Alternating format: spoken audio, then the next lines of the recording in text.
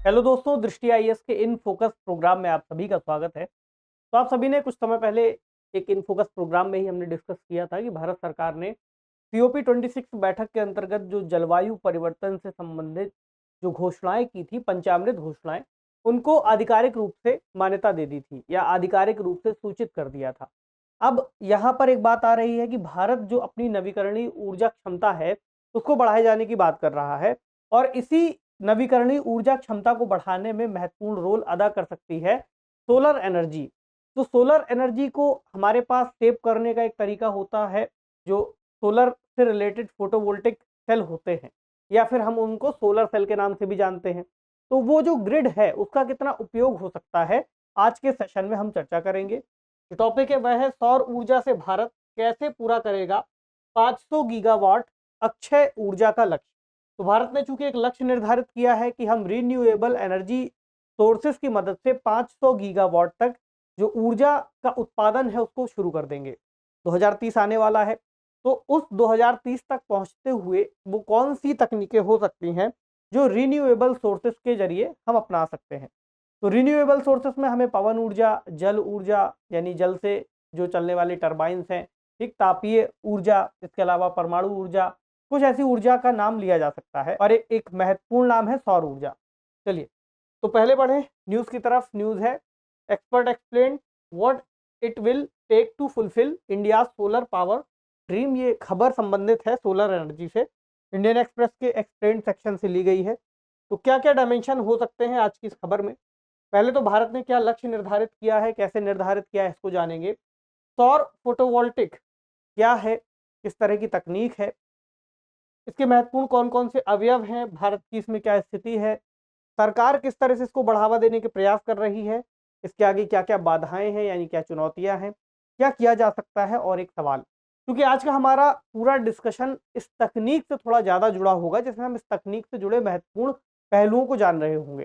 Solar cell कैसे काम करते हैं, सोलर सेल की क्या तकनीक है, किस तरह से ऊर्जा का निर्माण होता है, जो उसके अंतर्गत कंपोनेंट्स है हमारे पास वो कहाँ से आते हैं, क्या हम खुद बनाते हैं या कहीं से आयात करते हैं।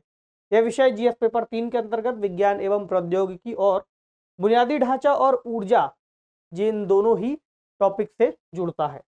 चलिए, तो हम बात कर रहे थे फोटोवोल्टिक और स्वच्छ ऊर्जा के उत्पादन की। तो भारत के जो लक्ष्य हैं, हमारा बेसिक लक्ष्य है स्वच्छ ऊर्जा का उत्पादन करना और स्वच्छ ऊर्जा उत्पादन के लिए उसकी तकनीक का इस्तेमाल करना।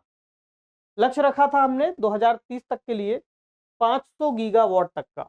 और चूंकि हम इस समय जो अक्षय ऊर्जा है उसका उत्पादन काफ़ी ज़्यादा बढ़ा चुके हैं, अगर हम इसको बीते कुछ वर्षों में जाकर के देखेंगे तो हमें दिखाई देगा कि 2009-10 के आसपास हमारे पास 10 मेगावाट से भी कम की जो उत्पादन क्षमता थी वो मौजूद थी। 2022 तक आते आते हमने इसको काफ़ी ज़्यादा बढ़ा लिया और लगभग 50 गीगावाट तक पहुंच गए। और अब जो लक्ष्य है 2030 तक 500 गीगावाट का, तो 500 गीगावाट का बहुत बड़ा लक्ष्य है। ठीक, तो हमारे पास 500 गीगावाट में ऐसा अनुमान लगाया गया है कि 280 गीगावाट हम सोलर फोटोवोल्टिक का इस्तेमाल कर सकते हैं। ठीक, या फिर हम इसका इस्तेमाल करके इस लक्ष्य तक पहुंच सकते हैं। तो जो अनुमान है वो कहता है कि हमें 2030 तक हर साल लगभग 30 गीगावाट सौर क्षमता की तैनाती की आवश्यकता है।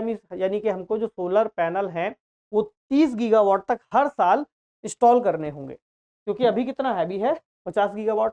इसी 50 गीगावाट को बढ़ाना है 280 गीगावाट तक। और सोलर एनर्जी पर जो निर्भरता है वो हमारी, हम बढ़ाना तो चाह रहे हैं लेकिन उसके सामने कई सारी समस्याएं हैं, उन पर हम आज बात करेंगे। तो पहले शुरू करें, सौर फोटोवोल्टिक या सोलर फोटोवोल्टिक क्या होता है।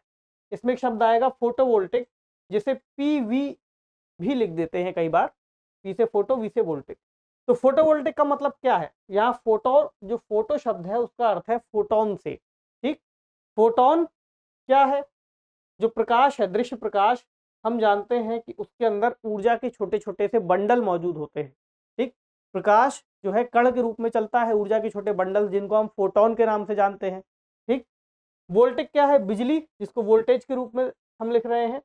तो प्रकाश को वोल्टेज यानी बिजली में परिवर्तित कर दे ऐसी तकनीक। ठीक, इसको क्या कहते हैं, फोटोवोल्टिक प्रभाव। और उसके लिए एक इस तरह के उपकरण का उपयोग किया जाता है। आप में से अधिकतर लोगों ने इस तरह की जो सोलर प्लेट्स होती है उनको देखा होगा। गाँव में या शहरों में अक्सर इनका इस्तेमाल किया जाता है। तो पहली बार 1954 में बेल लैबोरेटरीज के वैज्ञानिकों ने इसका उपयोग किया था और इसकी शुरुआत करके इसको देखा था किस तरह से काम करती है तकनीक।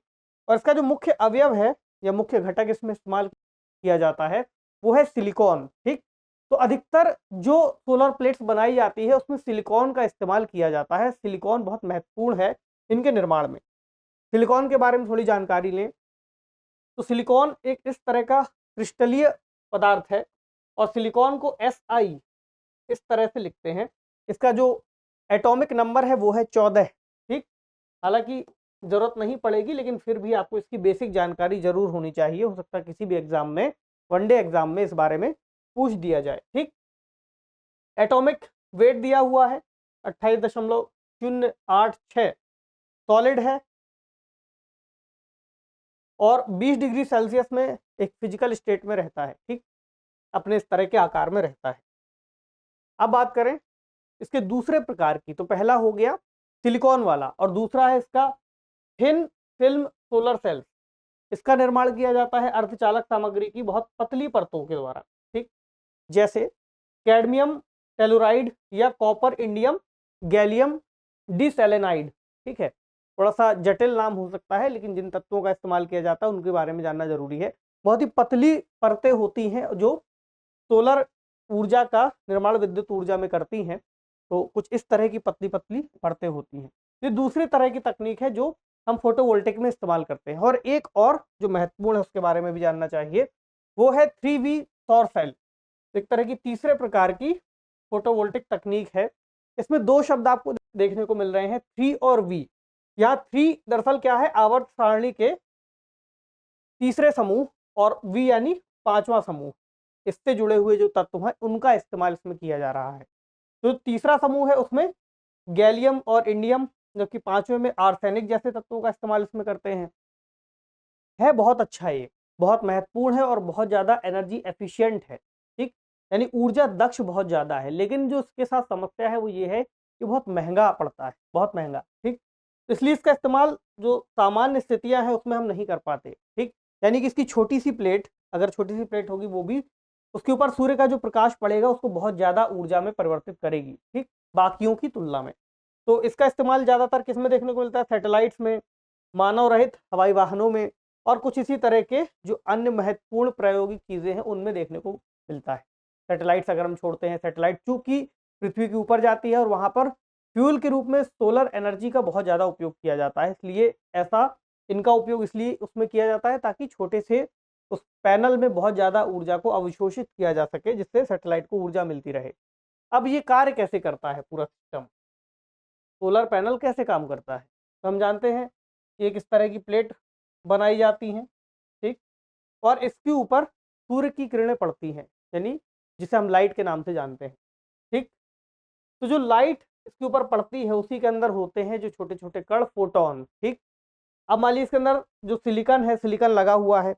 अब जैसे ही फोटोन इस प्लेट से टकराएंगे तो इसके अंदर जो सिलिकॉन मौजूद है, सिलिकॉन के जो अणु हैं उससे इलेक्ट्रॉन को रिलीज कर देंगे। ठीक, और जैसे ही इलेक्ट्रॉन इससे रिलीज होगा तो इलेक्ट्रॉन चारों ओर घूमना शुरू कर देंगे और उन्हीं इलेक्ट्रॉन्स को यहाँ पर सेल्स के जरिए स्टोर करने का प्रयास किया जाएगा और इलेक्ट्रिसिटी के रूप में उसको स्टोर कर लिया जाएगा।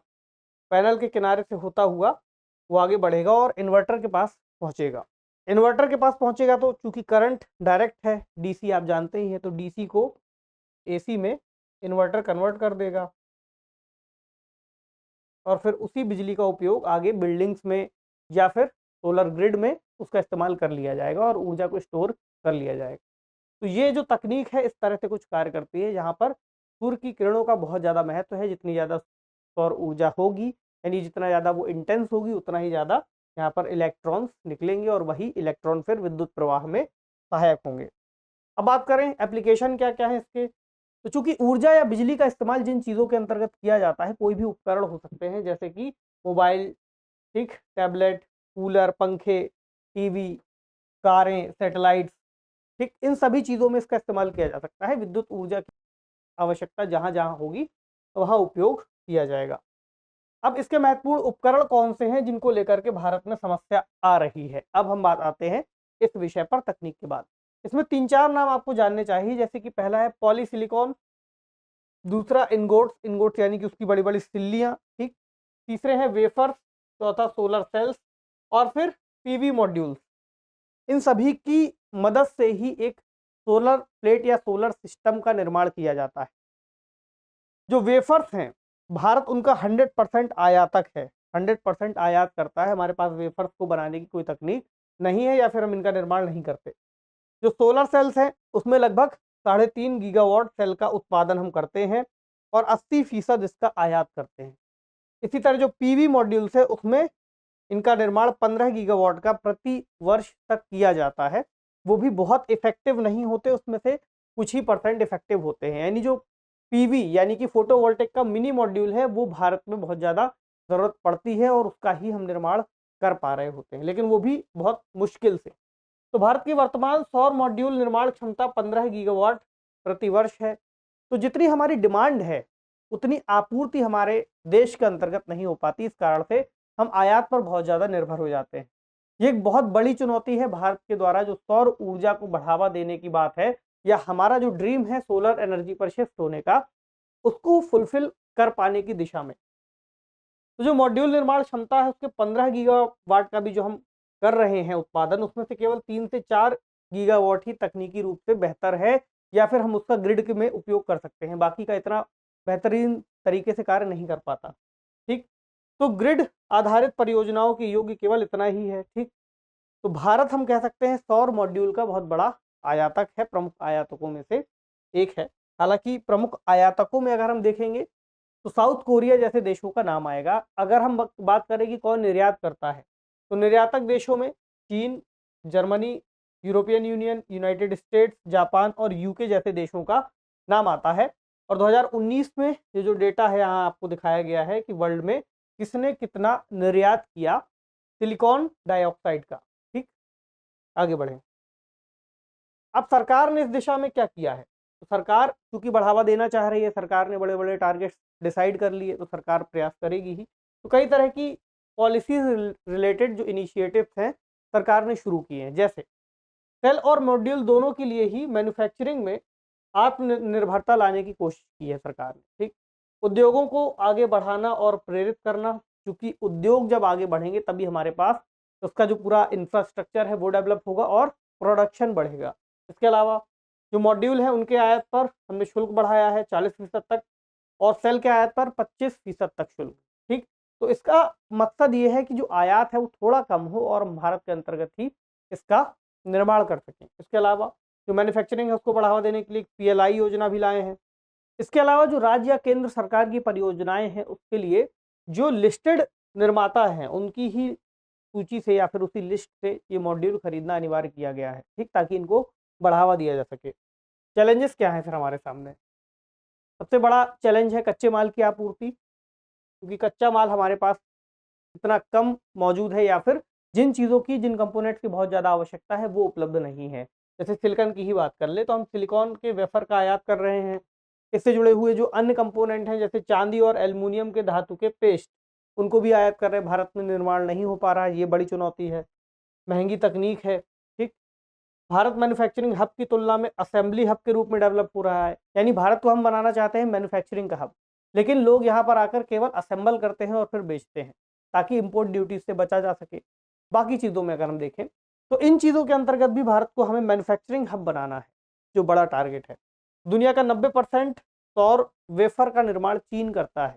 तो एक समस्या आती है कि फिर तकनीक हमें कैसे मिल पाएगी, क्योंकि चीन इतनी आसानी से तकनीक हमें सारी नहीं देगा या फिर जो तकनीक की कीमत होगी वो बहुत ज़्यादा होगी, ठीक। तो आगे की राह क्या हो?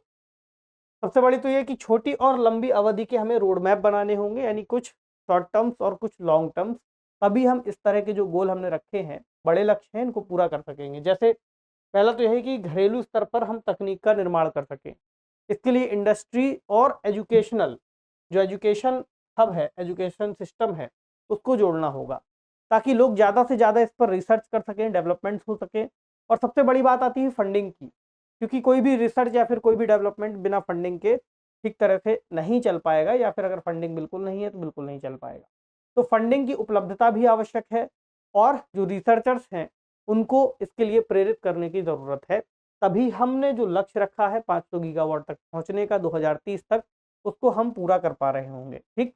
हालाँकि इसमें सोलर फोटोवोल्टिक जो सेल है वो तकनीक बहुत मददगार हो सकती है, लेकिन उससे जुड़ी जो चुनौतियाँ हैं उसको दूर किया जाना ज़रूरी होगा, तभी हम उस तकनीक का ठीक तरह से लाभ उठा पाएँगे। बढ़ें सवाल की तरफ। सवाल है, पहले प्रीलिम्स वाला देख लें। भारत की सबसे बड़ी तैरती सौर ऊर्जा परियोजना कहाँ पर शुरू की गई है? ऑप्शन तेलंगाना, राजस्थान, गुजरात या फिर आंध्र प्रदेश। तो आपको इस सवाल का जो जवाब है कमेंट सेक्शन में देना है। अब मेंस का सवाल, भारत द्वारा 2030 तक 500 गीगावाट नवीकरणीय ऊर्जा प्राप्ति का लक्ष्य रखा गया है। इस लक्ष्य की प्राप्ति में सौर फोटोवोल्टिक तकनीक किस तरह सहायक हो सकती है? आलोचनात्मक मूल्यांकन कीजिए। यहाँ पर दिया हुआ है आलोचनात्मक मूल्यांकन, इसका मतलब ही है कि आपको इस तकनीक की मदद से किस तरह हम आगे बढ़ सकते हैं वो तो बताना है, लेकिन तकनीक को प्राप्त करने में या फिर इस तकनीक के सामने क्या-क्या चुनौतियाँ हैं भारत के सामने, उनको भी लिखते हुए इस उत्तर को पूरा करना है। 250 शब्दों में इसे आप लिख सकते हैं, ठीक है? तो इसको लिखने का अभ्यास कीजिए। आपसे मिलेंगे अगले सेशन में किसी अन्य महत्वपूर्ण विषय के साथ। तब तक पढ़ते रहिए। शुक्रिया।